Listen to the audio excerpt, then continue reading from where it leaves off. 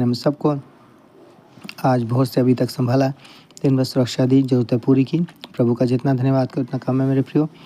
प्रभु आपकी अगुवाई करे, आपको सुरक्षा दे। और कल संडे है, याद रखिए प्रभु के चर्च जाना है, भवन में जाना है। और इस साल का लास्ट प्रभु भोज भी है और क्रिसमस मंथ भी। आप सबको क्रिसमस मंथ बहुत बहुत मुबारक हो। प्रभु आपको आशीष करे, आपकी ज़रूरतें पूरी करे। और याद रखिए चर्च जरूर जाइएगा और प्रभु सारे दुख और कष्ट परेशानी को दूर करेंगे। और एक क्रिसमस मंथ आपके लिए आशीष और आनंदित होने जा रहा है। यहोशू 7 अध्याय हम पढ़ने जा रहे हैं। परंतु इस्राएलियों ने अर्पण की वस्तुओं के विषय में विश्वासघात किया, अर्थात यहूदा गोत्र का अकान जो जेरावंशी जब्दी का पोता कर्मी का पुत्र था, उसने अर्पण की वस्तुओं में से कुछ ले लिया। इस कारण यहोवा का कोप इस्राएलियों पर भड़क उठा। यहोशू ने यरीहो से ए नामक नगर के पास जो बेतावेन से लगा हुआ बेतेल के पूर्व की ओर है कुछ पुरुषों को यह कहकर भेजा जाकर देश का भेद ले आओ। और उन पुरुषों ने जाकर एक का भेद लिया और उन्होंने यहोशू के पास लौटकर कहा, सब लोग वहां ना जाएं, कोई 2-3 हजार पुरुष जाकर एक को जीत सकते हैं। सब लोगों को वहां जाने का कष्ट ना दे, क्योंकि वे लोग थोड़े ही हैं। इसलिए कोई 3 हजार पुरुष वहां गए, परंतु एक ही रहने वालों के सामने से भाग आए। तब एक ही रहने वालों ने उनमें से कोई 36 पुरुष मार डाले और अपने फाटक से शबारीम तक उनका पीछा करके उतराई में उनको मारते गए। तब लोगों का मन पिघल कर जल सा बन गया। तब यहोशू ने अपने वस्त्र फाड़े और इस्राएली वृद्ध लोग यहोवा के संदूक के सामने मुंह के बल गिरकर पृथ्वी पर सांझ तक पड़े रहे। और उन्होंने अपने अपने सिर पर धूल डाली। और यहोशू ने कहा, हाय प्रभु यहोवा, तू अपनी इस प्रजा को यरदन पार क्यों ले आया? क्या हमें अमोरियों के वश में करके नष्ट करने के लिए ले आया है? भला होता कि हम संतोष करके यरदन के उस पार रह जाते। हाय प्रभु, मैं क्या करूँ?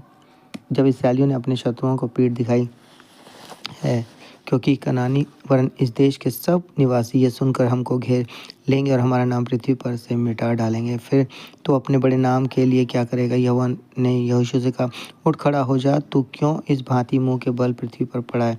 इस्राएलियों ने पाप किया है और जो वाचा मैंने उनसे अपने साथ बंधाई थी उसको उन्होंने तोड़ दिया है। उन्होंने अर्पण की वस्तु में से ले लिया, वरन चोरी भी की और छल करके उसको अपने सामान में रख लिया। इस कारण इस्राएली अपने शत्रुओं के सामने खड़े नहीं रह सकते।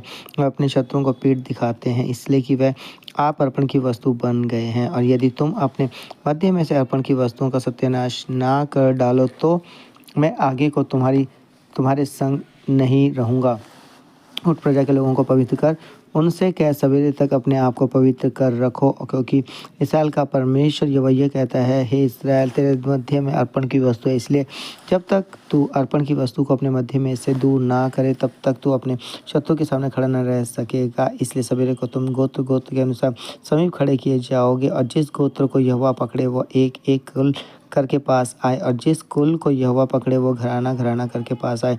फिर जिस घराने को यहोवा पकड़े वो एक एक पुरुष करके पास आए। तब जो पुरुष अर्पण की वस्तु रखे हुए पकड़ा जाए वो और जो कुछ उसका हो सब आग में डालकर जला दिया जाए, क्योंकि उसने यहोवा की वाचा को तोड़ा है और इस्राएल में अनुचित कर्म किए हैं। यहोशू सवेरे उठकर इस्राएलियों को गोत्र गोत्र करके समीप ले गया और यहूदा का गोत्र पकड़ा गया। तब उसने यहूदा के परिवार को समीप किया और जेरा वंशियों का कुल पकड़ा गया। फिर जेरा वंशियों के घराने के एक एक पुरुष को समीप लाया और जब्दी पकड़ा गया। तब उसने उसके घराने के एक एक पुरुष को समीप खड़ा किया।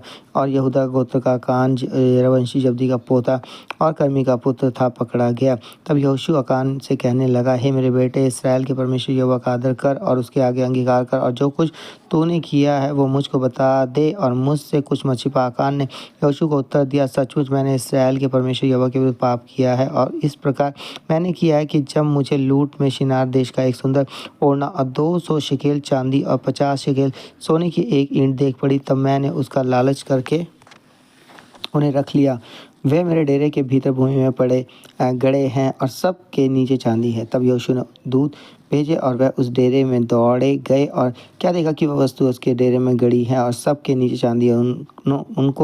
उन्होंने डेरे में से निकालकर यहोशू के सब इस्राएलियों के पास लाकर यहोवा के सामने रख दिया। तब सब इस्राएली समेत यहोशू जेरावंशी अकान को और उस चांदी और ओढ़ने और सोने की ईंट को और उसके बेटे बेटियों को और उसके बैल गधों और भेड़ बकरियों को और उसके डेरे को अर्थात जो कुछ उसका था उन सब को आकोर नाम तराई में ले गया।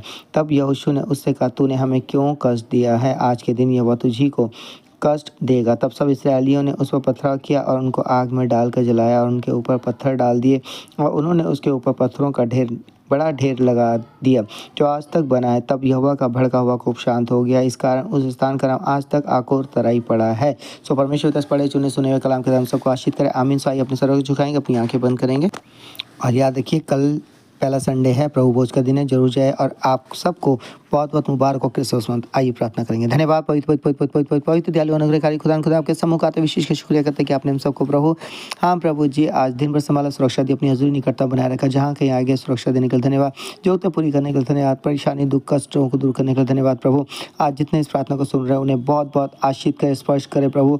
हाँ प्रभु ये क्रिसमस मंथ उनके लिए मुबारक और आशीष होने पाए और आने वाला साल भी उनके लिए मुबारक और आशीष। अगर कोई गलती गुनाह ईश्वर पाप उनसे होते हैं क्षमा कर दो परमेश्वर पिता।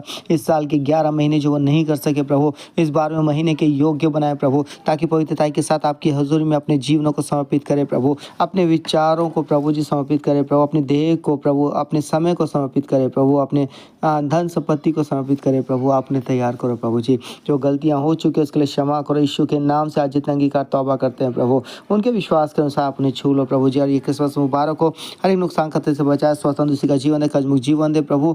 आप अपनी महिमा को ले उनके घराने परिवार के द्वारा प्रभु। हाँ प्रभु यीशु नाम में उनके विश्वास के समान गवाहियों को उत्पन्न करे प्रभु। और संडे के लिए भी तैयार करे ताकि पहले संडे 1 तारीख को आपके भवन में जाए, आपकी आशीष पाएं प्रभु। आपका धन्यवाद हो प्रार्थना सुनने के लिए, आशीष करने के लिए प्रभु। ये प्रार्थना यीशु मसीह के नाम से मांगते हैं, आमीन। सबको जय मसीह की। गुड नाइट प्रभु। आपको आशीष करने जा रहे हैं। कल संडे याद रखिएगा 1 तारीख है प्रभु, आपको आशीष करेंगे। क्रिसमस मंथ आपको बहुत बहुत मुबारक हो। सबको जय मसीह की।